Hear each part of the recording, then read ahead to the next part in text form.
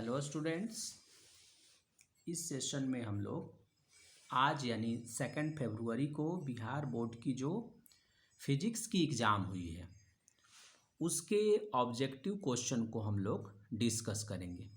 Physics की exam जो 2 फरवरी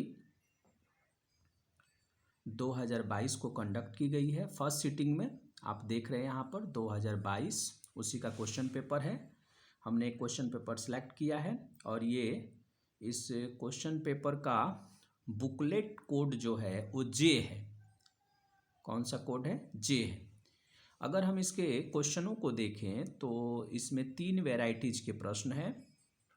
एक ऑब्जेक्टिव क्वेश्चन है जो 70 क्वेश्चंस हैं, फिर जो है शॉर्ट आंसर क्वेश्चन 20 है और लॉन्ग आंसर क्वेश्चंस जो है ये 6 है, यानी टोटल 96 क्वेश्चंस हैं।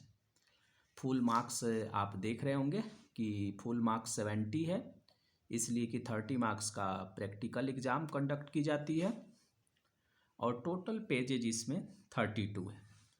और इसकी टाइमिंग जो आप देख रहे हैं यहाँ पर ये है 3 आवर्स और कितना मिनट है? 15 मिनट्स है। ओके तो अब हम लोग क्या करते हैं, इसके क्वेश्चन को स्टार्ट करते हैं, देखते हैं कि किस ऑब्जेक्टिव क्वेश्चन का कौन सा आंसर सही है और उसको हम लोग थोड़ा डिस्कस भी करते हैं। ओके फर्स्ट क्वेश्चन जो आप देख रहे हैं, फर्स्ट क्वेश्चन यहाँ पर हिंदी और इंग्लिश दोनों में देख रहे हैं। ये हो सकता है किसी दूसरे सेट में जो है यही सेम प्रश्न जो है किसी दूसरे नंबर पर हो, यानी नंबर ऑफ क्वेश्चंस को क्या किया गया है, सफलिंग कर दिया गया है। ओके, डिफरेंट बुकलेट कोड में ये क्वेश्चन की नंबरिंग डिफरेंट हो सकती है। ओके तो अभी देख रहे हैं कि एक क्वेश्चन दिया हुआ है और ये क्वेश्चन है मास एनर्जी इक्विवेलेंस से। ये वही मास एनर्जी इक्विवेलेंस है जिसके बारे में आपने सुना होगा कि ये फॉर्मूला जो है आइंस्टीन के द्वारा दी गई थी। तो इसका मास एनर्जी इक्विवेलेंस का आप फॉर्मूला देखेंगे तो ये होता है E = mc², जहाँ पर E जो है वो एनर्जी को इंडिकेट करता है। E क्या है? ये एनर्जी है। M जो है यहाँ जो देख रहे हैं आप ये मास को इंडिकेट करता है और C जो देख रहे हैं ये velocity of light in vacuum को बताता है। Velocity of light in vacuum, light in vacuum को बताता है। ओके तो इस फॉर्मूले से ऑलरेडी आप परिचित हैं। तो क्वेश्चन नंबर 1 का जो करेक्ट आंसर होगा वो होगा C, E = mc²। सेकंड में आप देख रहे हैं ये क्वेश्चन हमने किसी स्टूडेंट का ही सिलेक्ट किया है, तो हो सकता है कि उसका आंसर जो है करेक्ट आंसर से डिफरेंट हो, तो हम लोग डबल टिक कर देंगे। इसमें दिया हुआ है कि 8 जो है डेसिमल सिस्टम में है, डेसिमल में का नंबर है, यानी सिंपली जो हम लोग 8 पढ़ते हैं और उसको बाइनरी में कन्वर्ट करना है। तो 8 को बहुत ही सिंपल है, आपने पढ़ा होगा कि जब हम 8 को बाइनरी में कन्वर्ट करेंगे तो 1 0 0 1, यानी इसका आंसर होगा A। ये 2 जो आप यहाँ पर देखते हैं ये बताता है कि ये बाइनरी सिस्टम है। 2 का होना इस बात को बताता है कि ये बाइनरी सिस्टम है। जब 10 रहता है तो ये बताता है डेसिमल सिस्टम को बताता है। डेसिमल सिस्टम को जो हम लोग सामान्य तौर पर पढ़ते हैं, लेकिन कंप्यूटर की जो प्रोग्रामिंग होती है वो सिर्फ बाइनरी को रीड करती है, यानी 0 और 1 सिर्फ 2 ही डिजिट को पहचान पाती है। तो 8 जो है अभी डेसिमल सिस्टम में है, जब उसको बाइनरी सिस्टम में कन्वर्ट करेंगे तो 1 0 0 0 आएगा। ओके अब हम इसके नेक्स्ट क्वेश्चन को देखते हैं।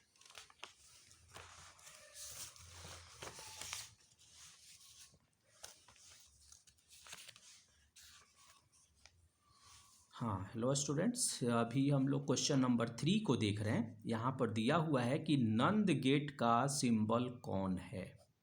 यहाँ नंद गेट लिखा है, ये वही नंद गेट है जो नॉट और नॉट और प्लस में एंड, ये दोनों गेट को मिलाकर जो बनाई जाती है उसको हम बोलते हैं नंद गेट बोलते हैं। ओके, इसको कौन सा गेट बोलते हैं हम लोग? नंद गेट। तो नंद गेट का सिंबल आप देखेंगे कि इसमें डी होगा, डी। आपने पढ़ा होगा लॉजिक गेट में बहुत सारे गेट्स होते हैं और उसमें नॉट और एंड, जब इन दोनों गेट को मिलाई जाती है तो ऐसा सिंबल क्रिएट होता है। फोर्थ नंबर जो क्वेश्चन है वो आप देख रहे हैं, ये रेडियो एक्टिविटी से है। रेडियो एक्टिविटी में जब हम हाफ लाइफ टाइम निकालते हैं जिसको हम लोग लिखते हैं टी हाफ, तो टी हाफ की जो वैल्यू जब हम कैलकुलेट करते हैं तो आप देखते होंगे कि log 2 और अपॉन में हम लोग लिखते हैं लैम्डा। ओके, तो ये जो log 2 है ये नेचुरल लॉगरिथम है, तो बहुत सारे बुक में आप देखेंगे ऐसे भी लिखता है ln2 अपॉन में लैम्डा, और लैम्डा क्या होता है यहाँ पर? डी के कांस्टेंट होता है। तो इस log 2 की वैल्यू जब आप कैलकुलेट करेंगे ना तो 0.693 आएगा, तो 0.693 और अपॉन में कितना हो जाएगा? लैम्डा हो जाएगा, यानी ये इसका करेक्ट आंसर होगा फोर्थ का। फिफ्थ में है कि अल्फा पार्टिकल के लिए कौन सा सही है? विच of the following is correct for alpha particle? तो आपने पढ़ा होगा कि अल्फा जो पार्टिकल होता है वो हीलियम का न्यूक्लियस होता है। क्या होता है? हीलियम का न्यूक्लियस होता है, और इसको हम ऐसे डिनोट करते हैं 4He और 2 ऐसे। ये टॉप में जो देख रहे हैं ये इसके मास नंबर को बताता है, और डाउन में ये जो देख रहे हैं उसके एटॉमिक नंबर, यानी हीलियम का ये न्यूक्लियस होता है। तो हम इसमें देख लेंगे हीलियम का न्यूक्लियस कौन सा है, यानी आंसर होगा मेरा सी, सी करेक्ट आंसर होगा। ओके, अब हम लोग आगे प्रोसीड करते हैं। क्वेश्चन नंबर 6 में देखेंगे कि एक रेडियो एक्टिव एलिमेंट है, और यहाँ पर आप 4 ऑप्शन आप इंग्लिश में देख रहे होंगे कि 4 ऑप्शन यहाँ पर दिया हुआ है। तो रेडियो एक्टिव एलिमेंट है यूरेनियम, तो यूरेनियम से, और इधर देख रहे होंगे कि प्लस में, तो प्लस को जब इधर ट्रांसफ़र करेंगे तो ये माइनस हो जाएगा, यानी ये कह रहा है कि किसी रेडियो एक्टिव एलिमेंट से जब एक अल्फा पार्टिकल निकालेंगे, क्योंकि हमको मालूम है कि हीलियम का जो न्यूक्लियस होता है वो क्या बताता है? अल्फा पार्टिकल को बताता है।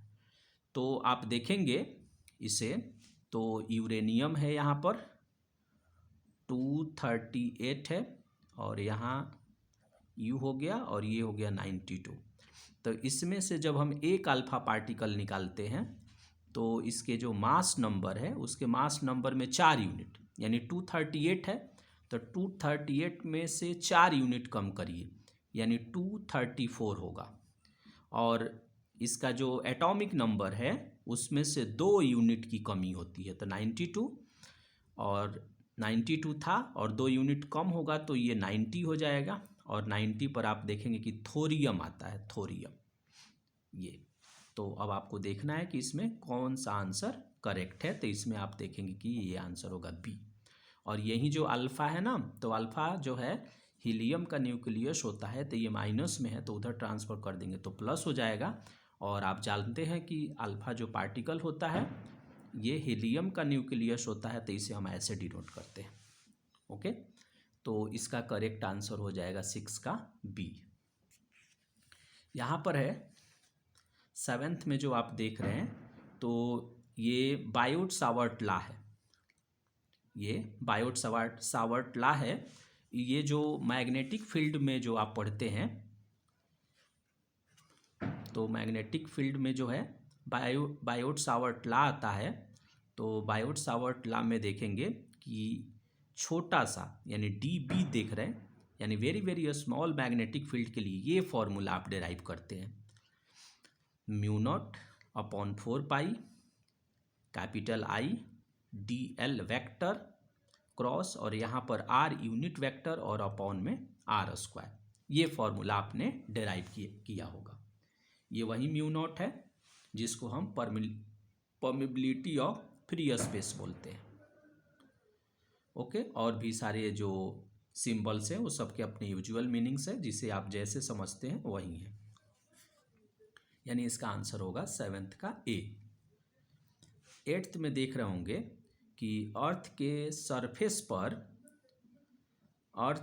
सरफेस पर इसको इंग्लिश में ले लेते हैं हम लोग क्वेश्चन नंबर 8 को।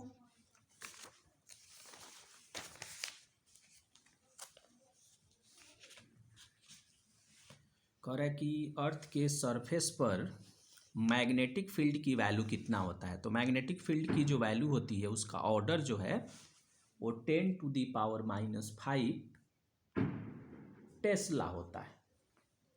तो 8th का आंसर हो जाएगा डी। ओके, और मैग्नेटिक फील्ड का यूनिट होता है टेस्ला, तो इसमें टेस्ला ही दिया है, लेकिन हमको ऑर्डर यहाँ फाइंड करना है, तो उसका ऑर्डर कैलकुलेट करेंगे तो 10⁻⁵ आएगा।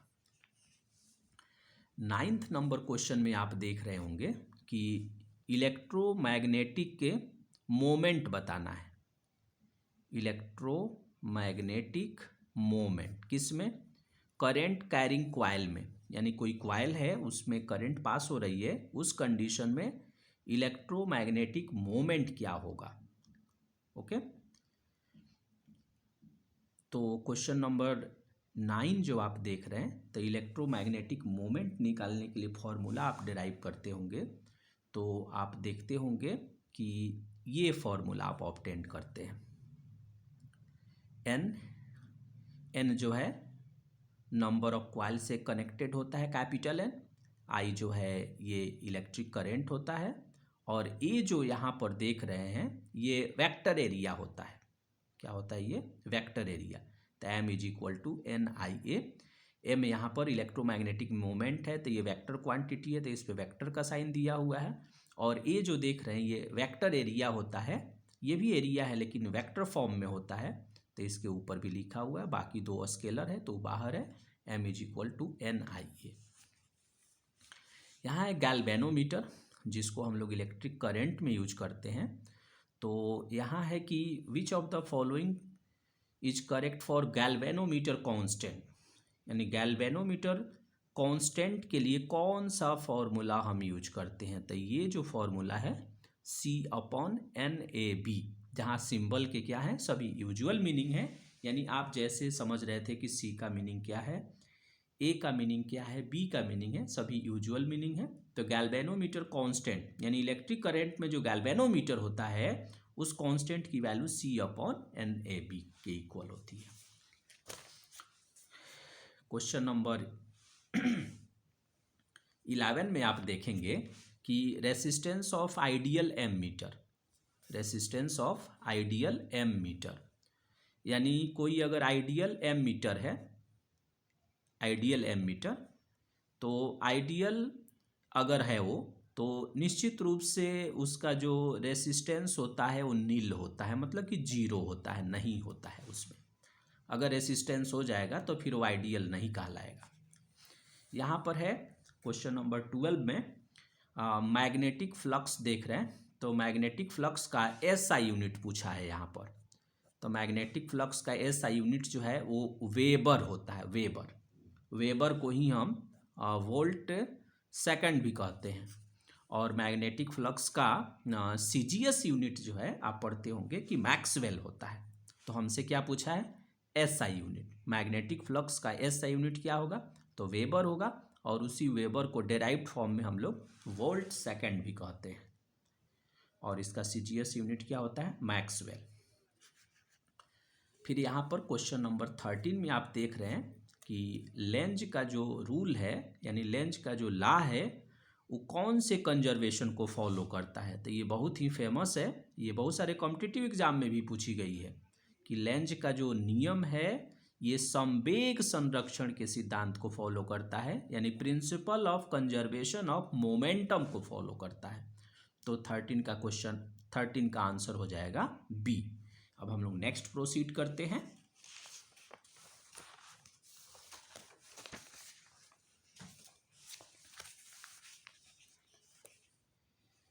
क्वेश्चन नंबर 14 में आप देखेंगे कि यहाँ पूछा गया है आपसे कि इंडक्टिव रिएक्टेंस पूछा गया है। आप यहाँ देख रहे होंगे इंडक्टिव रिएक्टेंस। तो इंडक्टिव रिएक्टेंस का सिंबल X लिखकर उसके नीचे में L लगा देते हैं, इससे पता लगता है कि ये इंडक्टिव रिएक्टेंस है। तो इसका फॉर्मूला होता है 2πfl, ये होता है, यानी ए नंबर 2πfl। एफ जो है वो यहाँ पर एफ जो है ये एसी का फ्रीक्वेंसी बताता है, एसी का फ्रीक्वेंसी बताता है, और एल जो देख रहे हैं ये इंडक्टेंस ऑफ द कॉइल बताता है, इंडक्टेंस ऑफ द कॉइल बताता है। यानी प्रेरणिक प्रतिघात का फॉर्मूला ये होता है XL = 2πfl। क्वेश्चन नंबर 15 में देख रहे हैं कि मैग्नेटिक फील्ड जो है एक्सियल वाले कंडीशन में निकाला गया है और एक इक्वेटोरियल में निकाला गया है। आप ऑलरेडी पढ़े होंगे कि एक्सियल का फॉर्मूला और इक्वेटोरियल का फॉर्मूला आपने पढ़े होंगे। तो आप ये पढ़ते होंगे कि ये जो एक्सियल होता है, यानी एक्सियल जिसे हम लोग हिंदी में क्या बोलते हैं, अक्षीय। तो एक्सियल मैग्नेटिक फील्ड जो होता है वो इक्वेटोरियल का डबल होता है, यानी 2 गुना होता है। यानी इक्वेटोरियल मैग्नेटिक फील्ड जो होगा, यानी निरक्षीय जो चुंबकीय क्षेत्र होगा, वो अक्षीय चुंबकीय क्षेत्र, इसको हम ऐसे बोल सकते हैं कि अक्षीय चुंबकीय क्षेत्र जो है निरक्षीय चुंबकीय क्षेत्र का 2 गुना होता है। उधर से जब बोलेंगे तो ये हाफ हो जाएगा।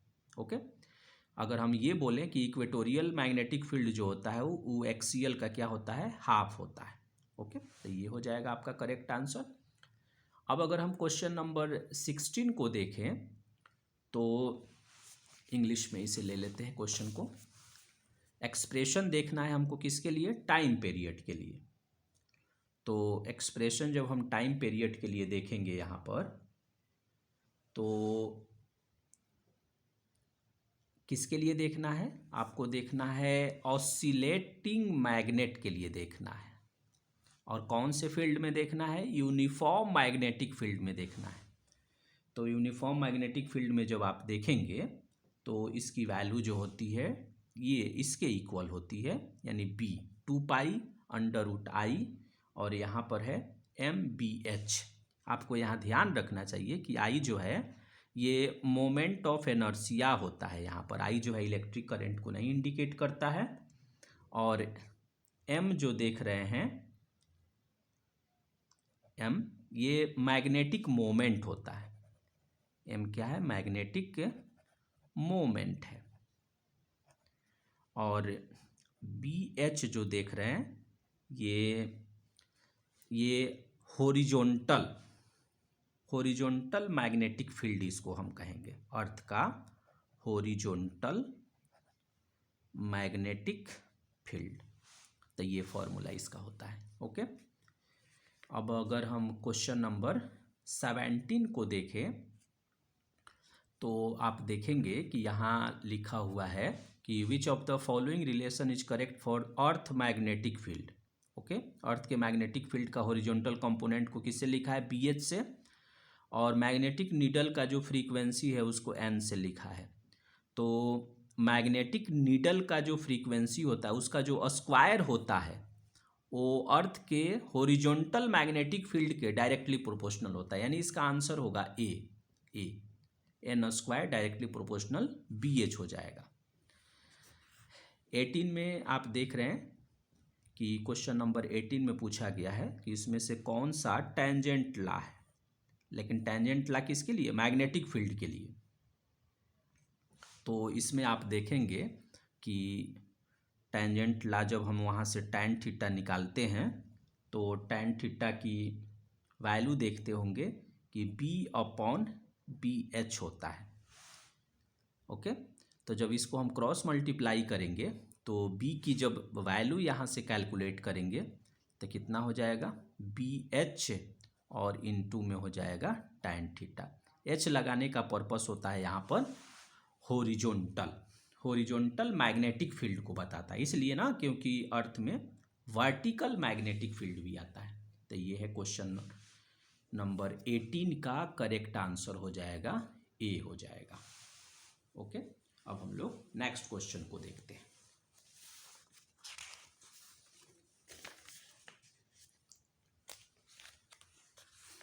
क्वेश्चन नंबर 19 में आप देख रहे हैं कि रिलेटिव परमिबिलिटी को हम लोग म्यू आर से लिखते हैं। ये किसके इक्वल होता है? तो म्यू अपॉन म्यू नॉट के इक्वल होता है। ये आंसर ए होगा, 19 का ए होगा। म्यू नॉट क्या है? Permeability of free space. और म्यू क्या होता है? उस सब्सटेंस का परमिबिलिटी होती है। और म्यू आर क्या है? रिलेटिव होता है। ओके, हम यहाँ पर क्या याद रखेंगे कि म्यू नॉट क्या होता है?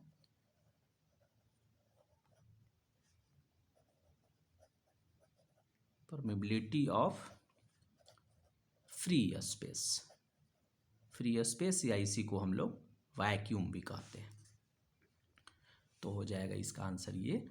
20 में देख रहे हैं कि इसमें से कौन सा रिलेशन सही है, पूछा है।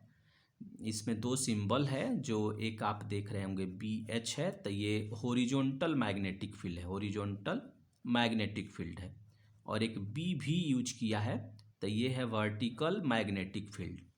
ओके, तो हॉरिजॉन्टल इसमें just like a Pythagoras theorem follow होता है। तो हॉरिजॉन्टल और वर्टिकल के कंपोनेंट का जो स्क्वायर होता है वो मेन मैग्नेटिक फील्ड के इक्वल होता है, यानी इसका आंसर हो जाएगा 20, यानी 20 का आंसर हो जाएगा ए। ओके, अब यहाँ पर एक और क्वेश्चन है जो बहुत ही इंपॉर्टेंट है। ये क्वेश्चन कॉम्पिटिटिव एग्जाम में कई बार पूछी गई है। इसमें क्वेश्चन नंबर 21 है। 21 में सी क्या है? एप्सिलॉन नॉट क्या है? Permittivity of free space. Mu naught क्या है? Permeability of free space. और सी क्या है? Velocity of light in vacuum. तो आप देखते होंगे कि इसका फॉर्मूला ये होता है, C is equal to 1/√μ nought epsilon nought का रूट होता है। कई जगह आप ऐसे भी देखेंगे, सी इज इक्वल टू, और ऐसे भी लिखता है म्यू नॉट एप्सिलॉन नॉट लिखकर, और इसका पावर लिख देता है -1/2। तो ये दोनों ही फॉर्मूला सिमिलर है। जब इसे डाउन में करेंगे तो 1/2 होगा, और 1/2 का ही मतलब होता है रूट। और इसमें 3 सिंबल है, तीनों जो है फ्री स्पेस में मेजर होता है। सी क्या है? Velocity of light in vacuum. Mu naught क्या है? Permeability of free space. Epsilon not क्या है? Permittivity of free space. Okay, तो इसमें टोटल क्वेश्चन हमने कितना देखा था ऑब्जेक्टिव में?